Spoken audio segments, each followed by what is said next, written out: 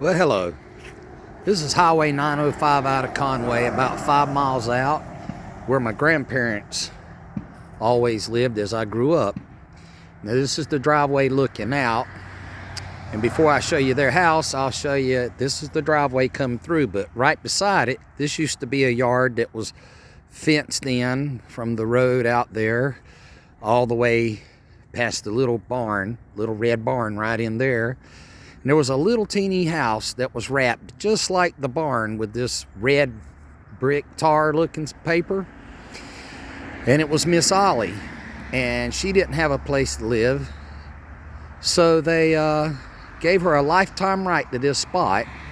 And there was a little camper, from what I'm understanding, that her and Mr. Duncan, which was an older man, it was a preacher, and they had a little house built there, and they lived their lives out, and they passed away, so the land went back to my grandparents. Well, coming on around, here's the driveway, and it goes up to my grandma and grandpa Chestnut's house. And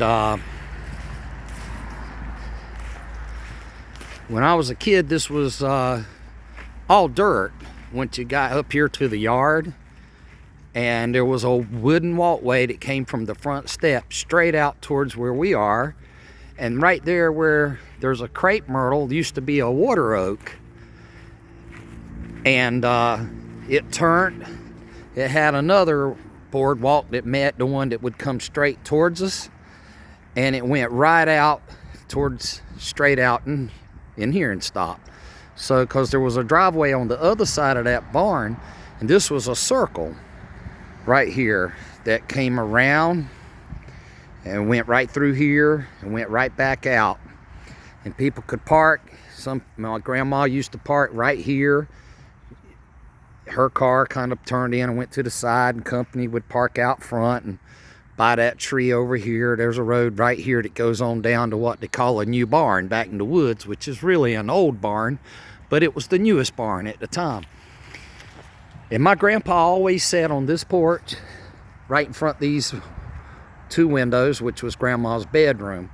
Over here where the air conditioner is in the window now was not there when I was a kid, but that's the living room. And it's a shotgun house, so it's a straight through. You go in the front door, you can go straight on through and right on out the back door. When the screen doors was open, you could see straight through the house. And I come over here about every Sunday morning, and I sit right here on the porch and put my feet on this block and have some coffee and a cigarette. The bear grass that's right here, my grandpa talked about how they used to take strips off of this and tie it to the meat and hang it in their smokehouses to smoke the meat. So I asked him one time, well, where'd they get it? And he told me it's on up the road where he was raised. You go down to what they call the Vereen fields, and he explained it to me so good. I went back, and he said it was in the back left corner of one of them Vereen fields and growing in the woods, wild, and that's where they got it. So I got it, brought it over, and planted some in my own yard. Well, when my oldest son, JM, he heard about it and all, and he got some of it up because it kind of, from the roots, grows more. And he come and he plant this one here for Grandpa.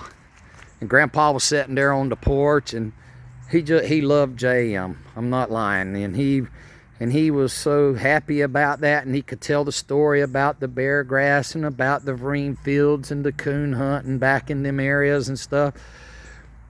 And somehow or another, one got planted over here. Now, you know, my grandparents passed away. Grandpa passed away in 94. Grandma passed away in 96. The house was empty a while, and then my first cousin, Kevin, moved in for a while. And so it's very possible that he planted there, but I'm not sure. But there used to be big azaleas growing right in here. There's still some on the other side of the house. And there used to be a hand pump right here beside the house. That was where Grandma hand pumped the water. Then over in here, This tree right here wasn't even here then. It's a pear tree, but I remember she had a place here with a pot, and she used to actually build a fire under the old pot. It's gone. I don't know what happened, but it was a great big cast iron pot, and she'd take a stick and she washed the clothes right there. I can remember when this back half of the porch, it was a big porch just like the front you saw. I can remember when that got built in and they put a bathroom in here. Well, the thing was, Daddy had drilled a well over at his house and ran a water line over here. Now, I'm not sure if they had another pump before that, but I do remember taking my bath in here. And it's boarded up, but that was the bathroom window, and it kind of swung open like a door to let the steam and stuff out. But when this was built on, and they got a hot water heater in a closet right through here, and then this is the door. They moved the screen door out when they built that on, but still, when you open the doors, you can look straight through the whole house. This is the back of it.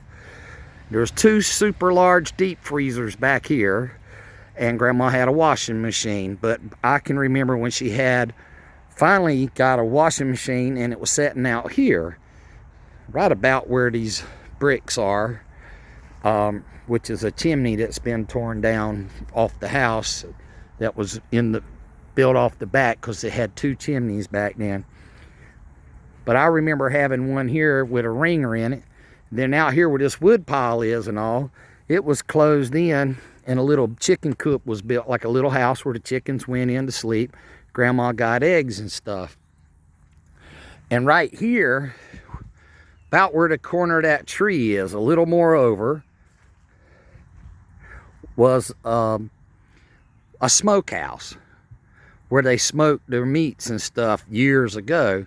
And then it just got turned in. I remember Grandpa had his dynamite caps and stuff in there later. And over here, I guess this was like a little storage building. He had a shelf on the inside, and there was a lock, and he had a box, and it was locked, made out of wood, built right into the shelf and all. And I don't know what he really stored in that. And that's not the same door, by the way. That was added later. Somebody added. It was actually a homemade door, kind of like the one on the barn back there. That's the corn barn. And over here on the corn barn, I remember when they used to keep corn and hay and stuff in it. And well, a lot of times the hay was on there was a building a roof that came out right under the roof there of the building. And it had a wall built down the side and around the back, and it was open. A lot of times the hay was up in there. But on the other side of it was a stall. And this was built, I remember when this was built, and I don't remember why it was built, but I just know they ended up parking one of Grandma's cars under it later. But right here on this one, it came leaning out, came down, and it was boarded up part the way with slats, and you had a front here in the front, and I remember the mule in there. I can't remember the mule's name now, but I used to know it. So things has changed, times went on, and I don't know who's heard of a mulberry tree, but they got real kind of bitter berries that look kind of like briar berries that taste pretty decent. But this was a big tree, went up. It was big and round at the base, but through time it has fell, and Dad had trimmed it through the years, kind of trim it back off the building here behind me and stuff. But it was a big tree, big. See, you can actually see the old size of it. But it's rotted down, and it's sprouted out some, and heck, that could be new seeds from the mulberry. You know, it could have been new growth growing back. But, well, that's not. It's plain to see that's right off of the trunk of the old tree. But it used to be so big limbs and stuff. And then there was a dog pen behind it, and a dog pen over here, and another dog pen back over behind that. It was like 3 dog pens.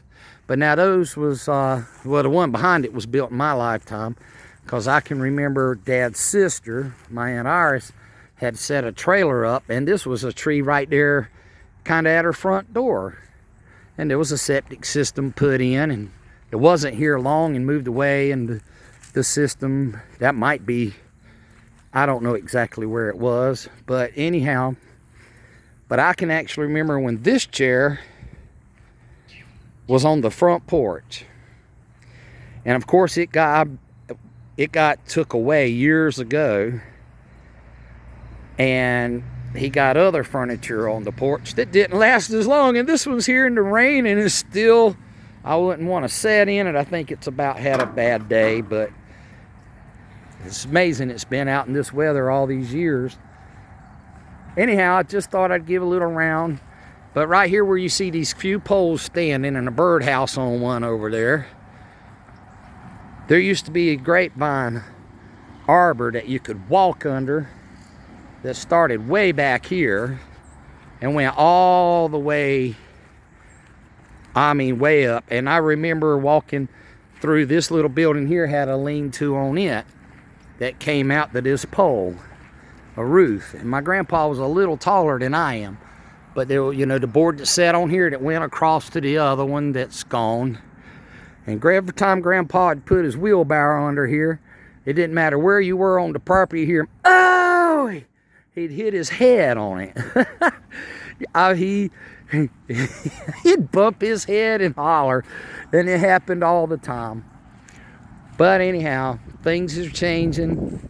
And before that, you know, Grandpa built the house.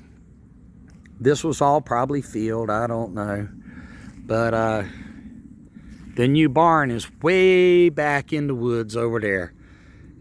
And it's falling down, and it was called the new barn. All right, later.